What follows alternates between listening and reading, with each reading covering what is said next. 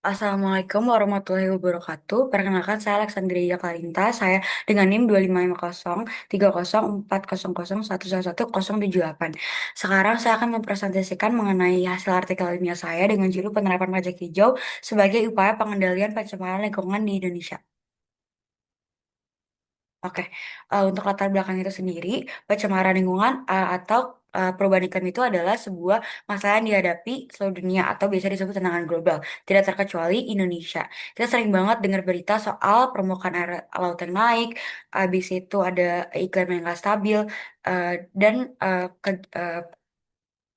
ulang, semua nggak siap, Abar.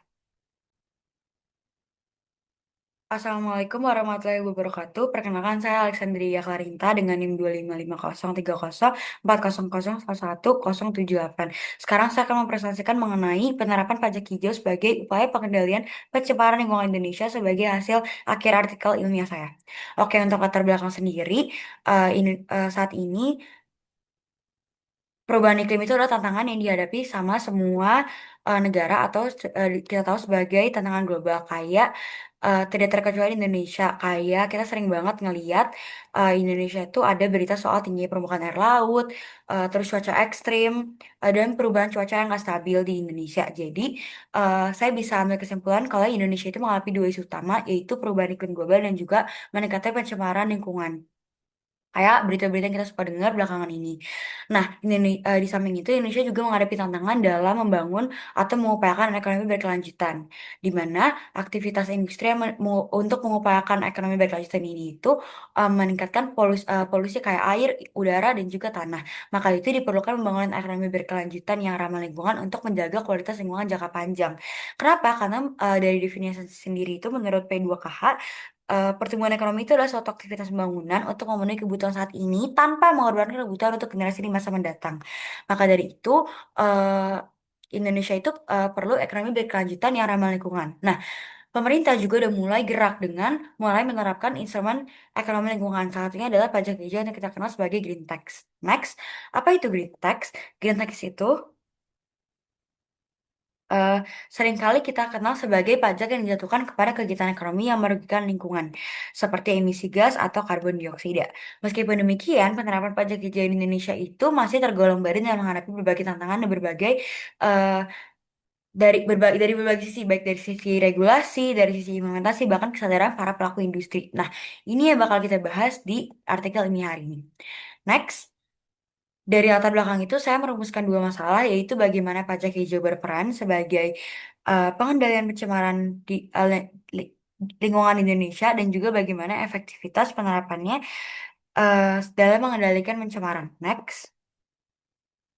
Yaitu adalah tujuan penelitian.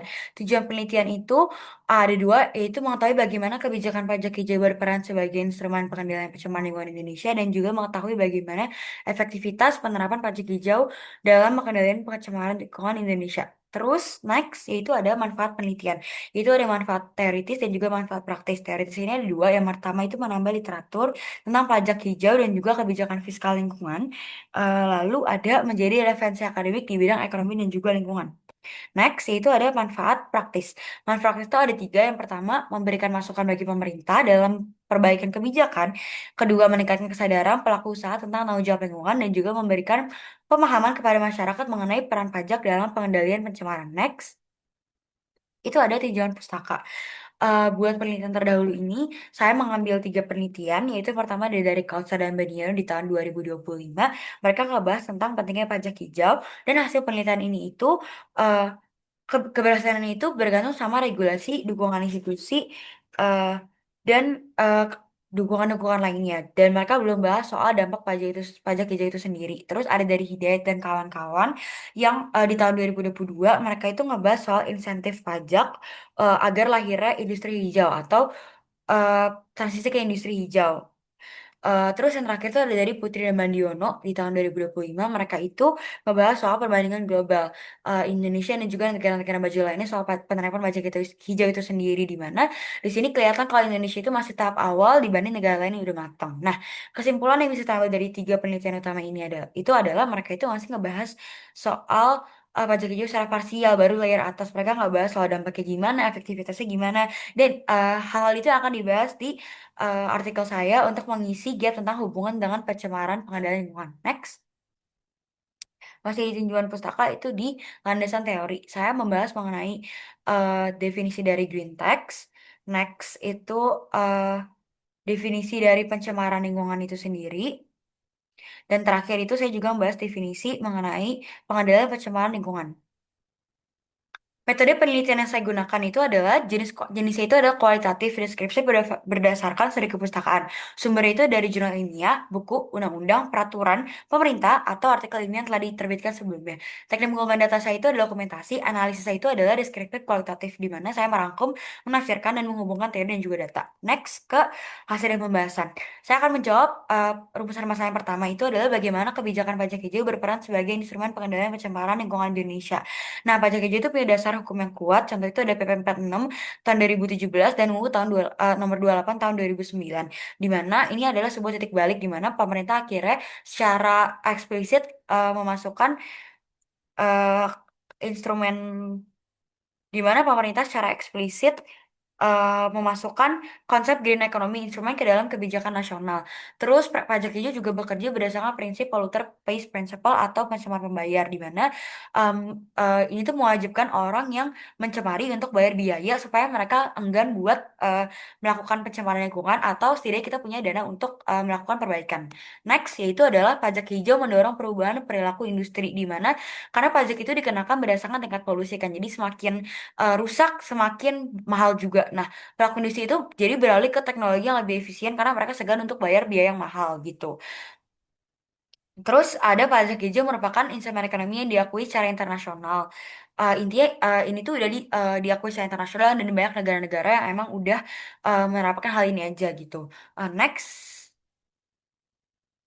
itu ada bagaimana masih rumusan masa yang sama itu yang terakhir adalah pendapatan pajak itu bisa digunakan untuk mendukung inovasi lingkungan kayak yang saya jelasin tadi.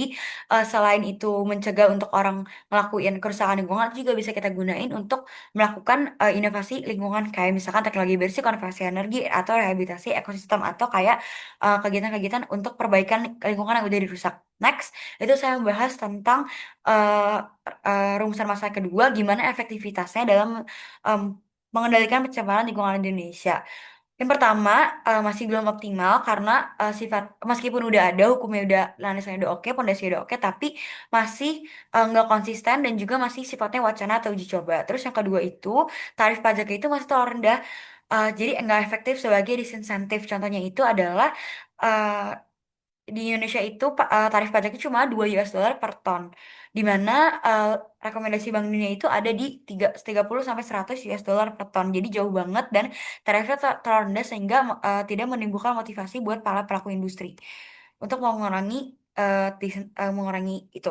Terus yaitu ada Indonesia tuh masih kasih subsidi energi fosil atau energi yang masih kotor lah. Jadi pelaku industri ini tuh enggan buat bayar pajak atau beralih ke pajak yang lebih ramah lingkungan karena orang itu cenderung pasti bayar yang lebih murah meskipun dampak lingkungan itu akan lebih kotor gitu.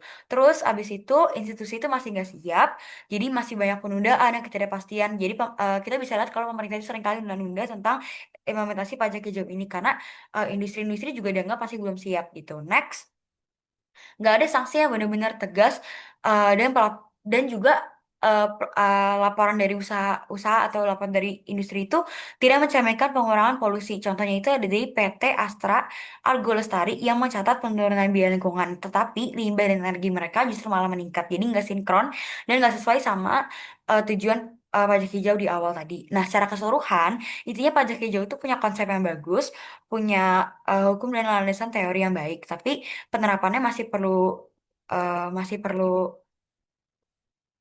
perkembangan lagi, masih perlu dikembangkan lagi ke depannya. Next, Itu kesimpulan. Nah, kesimpulannya itu, baik lagi pajak hijau itu punya dasar hukum yang kuat, punya pondasi yang kuat kayak PP 46 tahun 2017 atau UU nomor 28 tahun 2009.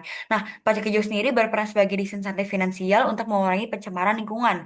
Tapi efektivitasnya masih rendah. Bisa kita lihat kayak tadi ada tarifnya masih sangat kecil, masih disubsidi, kebijakannya masih ditunda-tunda, dan masih belum siap lah. Dan yang lain yang tadi saya sudah jelaskan sebelumnya. Jadi Indonesia tuh masih ada pada tahap awal dari implementasi itu. Baik, berikutnya untuk saran yang bisa saya berikan untuk peneliti berikutnya itu adalah perlunya metode penelitian lanjutan, yaitu lebih ke kombinasi, yaitu kuantitatif dan juga observasi lapangan, supaya data yang diperoleh itu lebih jelas dan sesuai sama, dan kita bisa lihat apa sih yang terjadi sesungguhnya di industri gitu. Next, eh sekian dari saya, kurang lebihnya. Sekian dari saya, kurang lebihnya saya mohon maaf. Terima kasih banyak.